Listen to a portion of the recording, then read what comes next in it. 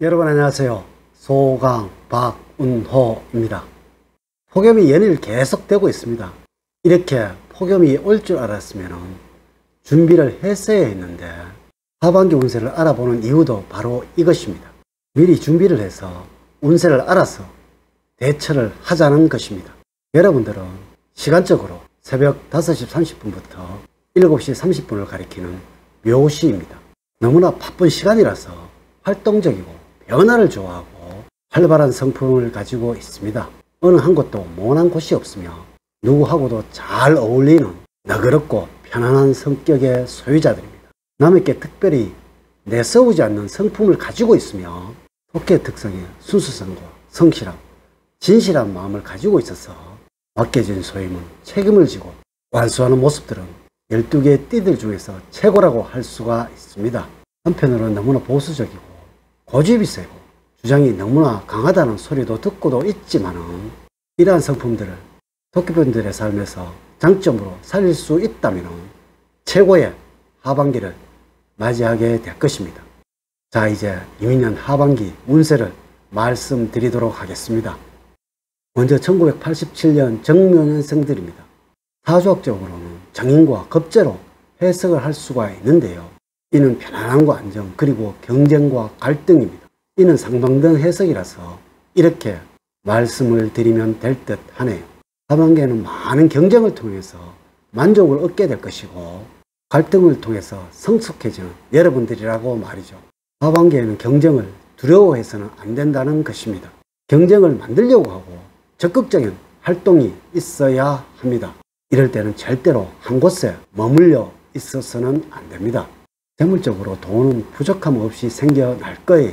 하지만 이 돈들은 경쟁을 통해서 만들어진다는 것입니다. 경쟁과 갈등하는 만큼 돈으로 환산되는 그러한 경험을 하시게 된다는 것이죠. 이는 재물적으로는 너무나 좋다는 의미입니다. 명심을 하셔야 하는 것은 변화를 주지 않으려는 마음을 가지신다면 재물 역시 변화가 생겨나지 않는다는 것이죠. 직업적으로는 너무나 바쁘고 활발한 하반기가 될 거예요. 이것은 직업운은 너무나 좋다는 것입니다. 하지만 모든 일에서 여러분들이 진취적이고 주도적이 되어야 합니다. 먼저 향하도록 하셔야 합니다. 이렇게만 하신다면 아주 좋은 결과가 여러분들을 기다리고 있을 것입니다. 하반기에는 직장에서 진급을 할 수도 있다는 것이죠. 모든 것들이 긍정적인 변화가 일어난다는 것입니다. 가정에서는 여러분들이 하시는 만큼 행복을 느끼게 될 거예요.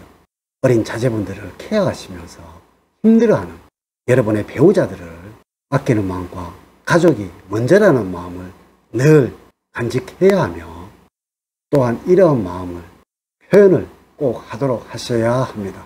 이렇게만 하신다면 이민년 하반기가 가는 것이 아쉬울 만큼 행복을 느끼게 될 것입니다. 다음으로는 75년 을묘년생입니다. 사주학적으로는 겁재와 상관으로 해석이 되는데요. 이는 갈등과 경쟁 그리고 변화와 활동이라는 것입니다. 이래서 여러분들은 움직임이 많을 것이고 또한 활동이 많아질 것입니다. 경쟁을 통해서 더 성숙해질 것이고 이로 인해서 만족을 얻게 된다는 것이죠. 이는 변화를 두려워해서는 안 된다는 것입니다. 우선 재물적으로는 돈은 계속 만들어지게 되지만 또한 흘러나가게 된다는 것입니다.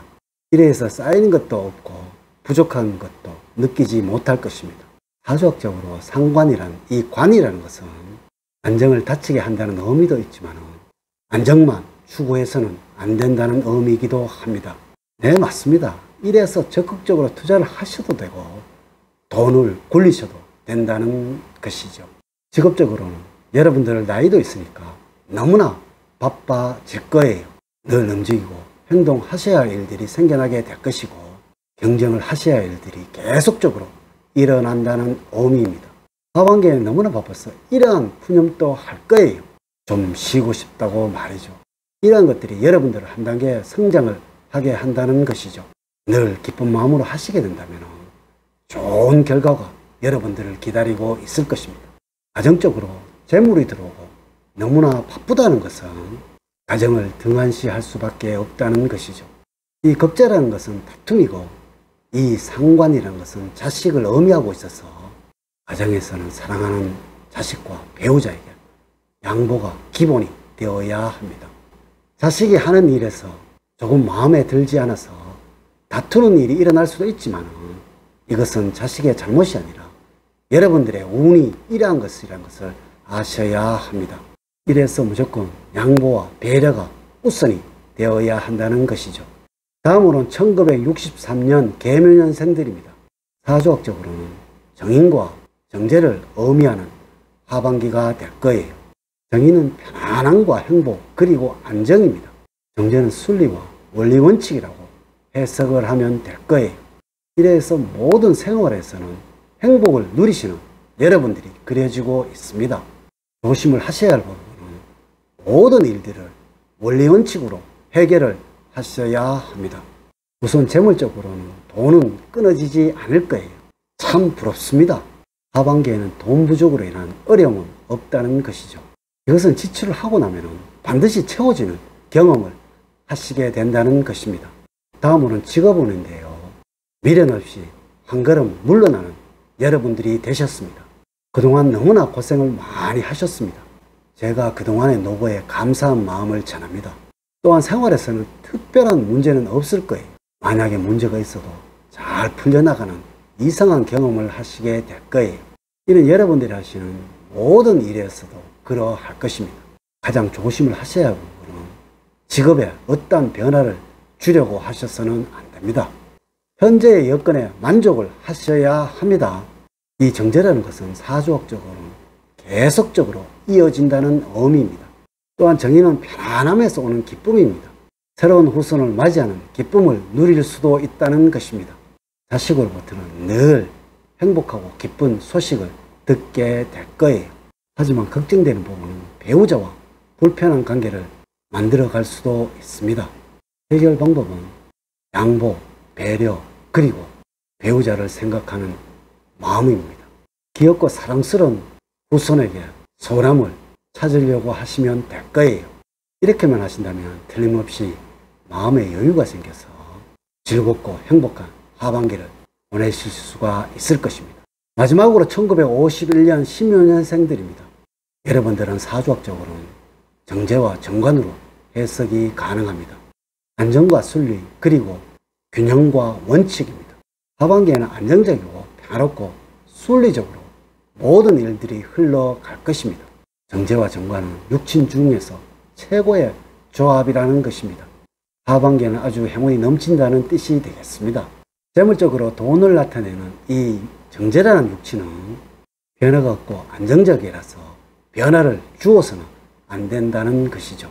이래서 하반기에는 금전적으로 부족함 없이 살아갈 수가 있을 것입니다. 단 여기에서 욕심은 부려서는 안 됩니다. 건강은 최고의 컨디션을 가지는 신묘년생들입니다. 건강에는 전혀 문제가 없다는 뜻입니다. 단 조심을 하셔야 하는 것은 건강검진은 꼭 받으셔야 하며 매일매일 조금씩 운동을 하셔야 합니다. 가정적으로도 이 정제와 정관은 혼란을 싫어하는 육친이라서 변화가 없으며 안정적이라는 의미입니다. 이래서 후손운이 좋고 여러분들의 건강만 잘 지켜나가신다면 큰 어려움이 없는 하반기가 된다는 의미입니다. 이제 이야기를 마치도록 하겠습니다. 오늘의 이야기에 도움이 되셨다면 좋아요, 구독, 알림 설정을 부탁을 드립니다. 저는 늘 토끼띠 여러분들 가정에 사랑과 행복이 넘치는 삶을 만들어 드리도록 노력을 하겠습니다. 오늘 긴 시간 시청해 주셔서 감사드립니다.